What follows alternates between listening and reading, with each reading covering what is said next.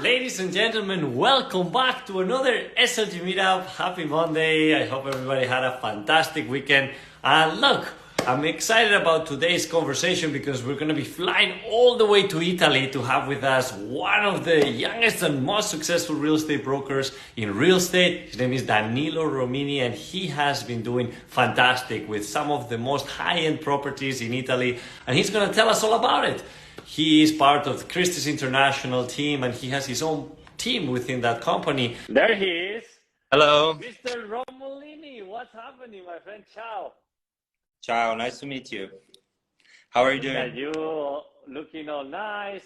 But I gotta tell you, every time I see the properties that you are showcasing, oh my God, beautiful vineyards, castles, like it's so... it's something special, right? It's something that really drives not just people from Italy, but from all over the world. Yeah, I think, Italy for sure is seen worldwide as the fairy tale place, the dream with the charming castle, the charming vineyard. And I have to say, I love this country because you really find it all. You find the great food, you find the dream getaway home you've always dreamed of, and really real estate spans from beautiful frescoed apartments in a Renaissance city to 1,000-year-old castles, and even you can have even your own vineyard or your own olive grove. So you have a property that produces its own products. So when you come and visit friends, you can give them a bottle of wine that you made, a bottle of oil, and it's something really, it's a property that is living and gives back to you.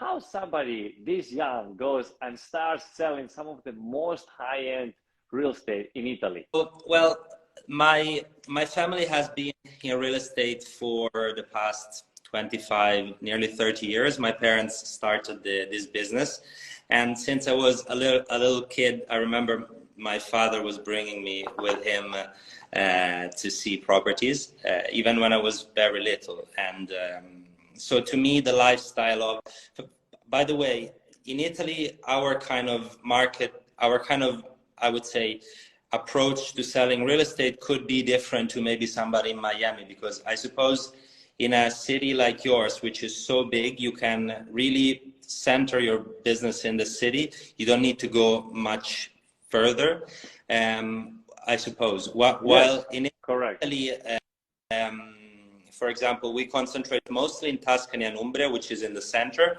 But even then, you need to drive a lot. You need to, I drive on an active day at least 3 hours a day, which altogether, which means you do maybe an hour to go, then you see another property, another 30 minutes, and then another 30 minutes, and then you go back home.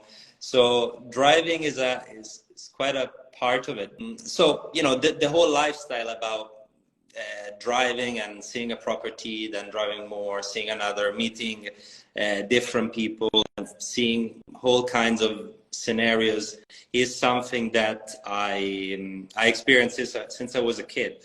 So really, when then I grew up and I was 18, 19, I never really seen any other profession as something that I felt was more something I was more comfortable with.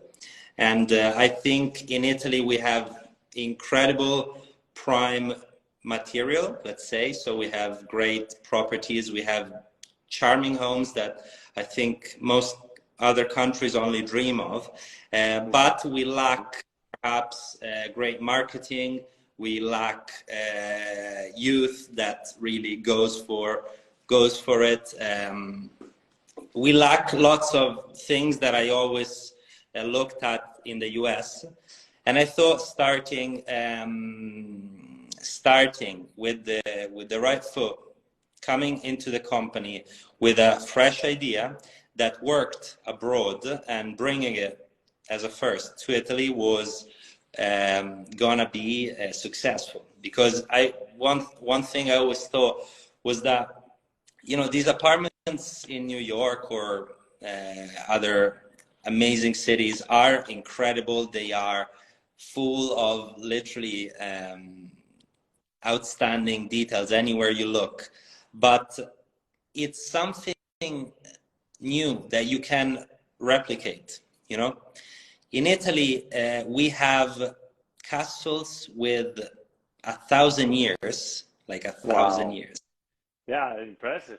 So much history. Yeah, like my favorite listing at the moment is a castle of 1,000 years overlooking Florence, and Wow. that's not something you can replicate. There is only one, and the story it went through can only be replicated by time, and each story is unique. And so there was such an amount of charm and interest, I think, in the real estate in Italy, that I thought that if I promoted it with a video that is not like me jumping on a table, being over the top, just calm, and to make the person that watches it live this atmosphere and this, we call it dolce vita Dolce lifestyle, Vita, yeah.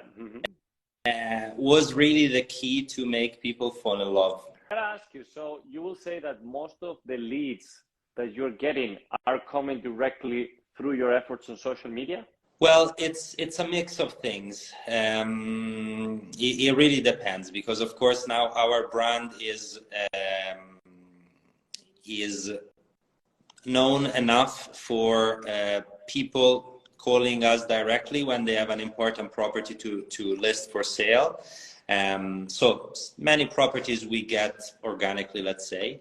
Many property I got through contacts that, thanks to also social media, I got not only properties for sale, but also buyers. Because Instagram, for example, is seen very much as the quickest way to get in contact with a person when you're like a young professional. You look up the name on Instagram, you find them, you DM the person, and there you go. You don't need his phone number, you just need his name. Yeah. And often it's a very convenient way to do business, and I think it's gonna improve and increase over the next years. And then of course there is the good old cold calling, which gets leads very well, I have to say. Now let me ask you about the current situation, right? Because we are facing some difficulties, potential recession, a lot of things going on.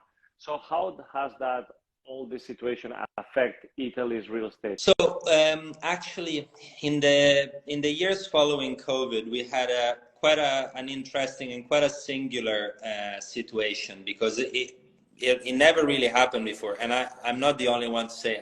I've been on the market from a short time, really, but also my parents that have seen the market for a long time, they tell me that it is something never seen before.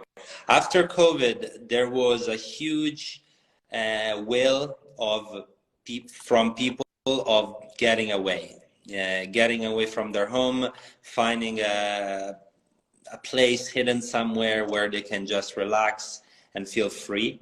And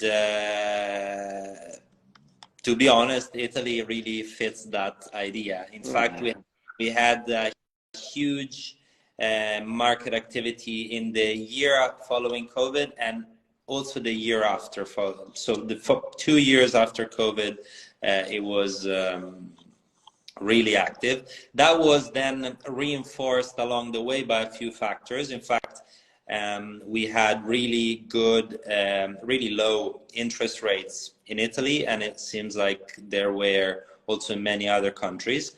That made also the Italian client get active, something that less, because generally most of our clients, 80%, 85% are foreigners, so a small portion is made of Italian. But this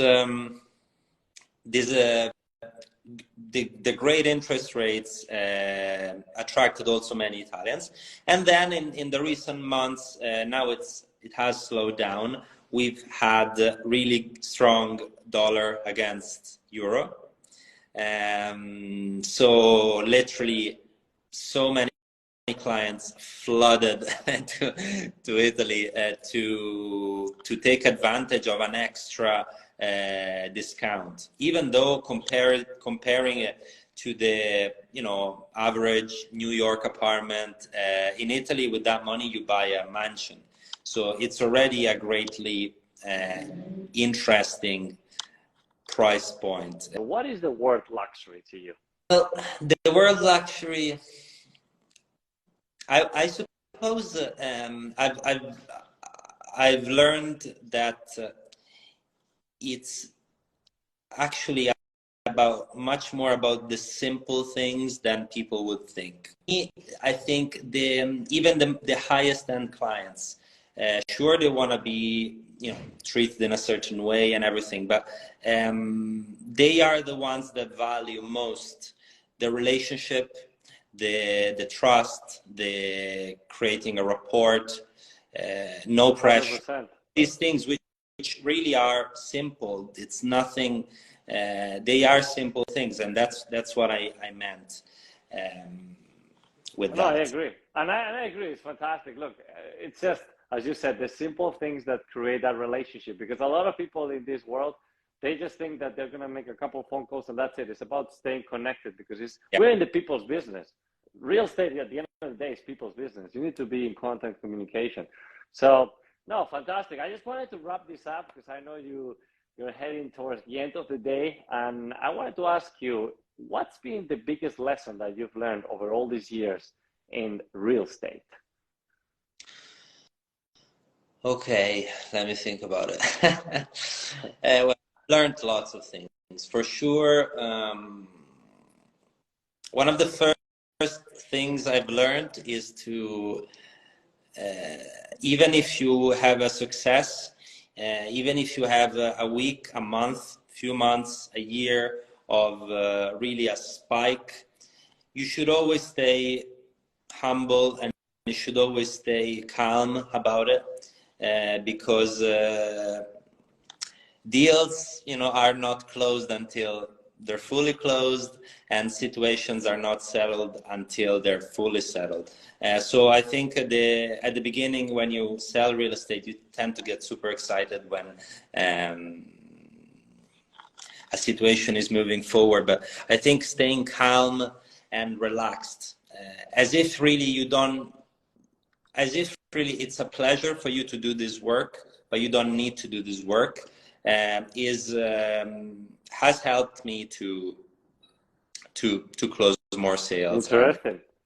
Yeah. And it is true. I mean, to a certain extent, I agree, because when you keep this abundance mindset and you're relaxed, you know that things are coming your way.